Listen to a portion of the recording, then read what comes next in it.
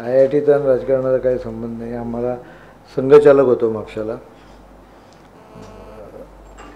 एक जबाबदारी दिली गेली की गोव्यामध्ये BJP जर स्थापन व्हायची असेल तर थोडा मदत करा. आणि one concept was to get candidate. तेव्हा BJPला 0.41% वोटिंग मिळाली होती गोव्यामध्ये. सो लोकसभेला कॅन्डिडेट पाहिजे म्हणून शोधत होतो. 2 महिने कोण बकरा होणार. बकरा व्हायला कोण तयार नव्हता. शेवटी मलाच बकरा गेला. सो मलाच कॅन्डिडेट म्हणून टाकलं. घरात बोंबाबोंब. आश्वासन दिलं होतं बायकोला 10 वर्षात राजकारणातनं बाहेर क्विट करतो. नाही, I would have, but she was not there by that time. So obviously there was no need. And I was chief minister within 10 years. मी तिला सांगितलं होतं 10 वर्षात BJPचा चीफ मिनिस्टर करतो and then I will quit politics. So both things happen. Chief minister पण मीच होतो आणि शी वॉज नॉट देअर. त्यामुळे दोन्ही गोष्टी धरून राहिलो. मग पुढे कंटिन्यूड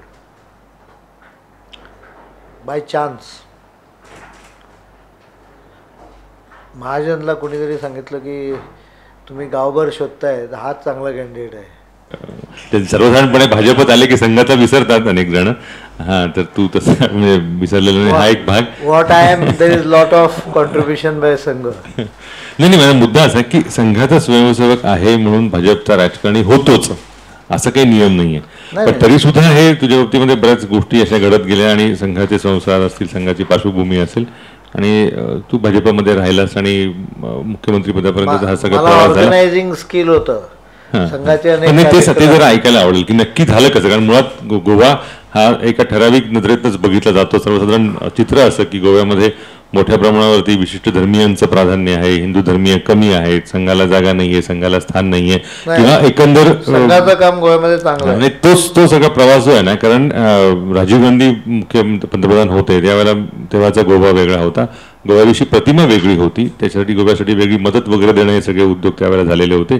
तर गोव्यासारख्या ठिकाणी भाजपचं एकंदर जीव तिथे रुजवणं, संघाचं काम तिथे करणं, याचे जे काही सुरुवातीचे आव्हानं आहेत ना, ते मला असं वाटतं महत्त्वाची ती सांगायला हवी.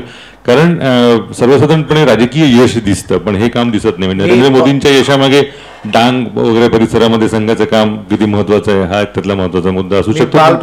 मी बालपणापासून 1967 पासून IITमध्ये शाखा चालवायचो. मिसामध्ये अरेस्ट नाही झालो एवढ्याच करता की त्याच वेळी 73मध्ये IITमध्ये आल्यामुळे 1.5 वर्ष गोव्याच्या संघाच्या रेकॉर्डवरनं माझं नाव गेलं.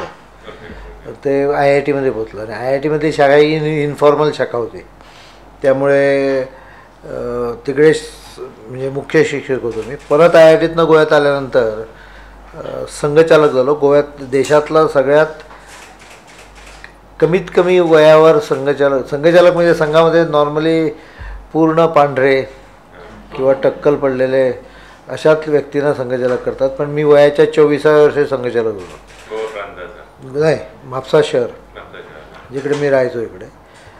नंतरच्या काळात अनेक आंदोलनं जी झाली म्हणजे गंगा यात्रा असेल, राम जन्मभूमी आंदोलन असेल, या सगळ्या आंदोलनामध्ये मी सक्रिय भाग घेतलेला आहे. आणि मुख्य म्हणजे ऑर्गनायझिंग जबाबदारी बऱ्याचदा माझ्याकडे असायची पूर्ण उत्तर गोव्याची. त्यामुळे एक ऑर्गनायझेशनली चांगला सेटअप निर्माण करणं याच्यामध्ये एक पूर्वीपासून मला इंटरेस्ट असायचा.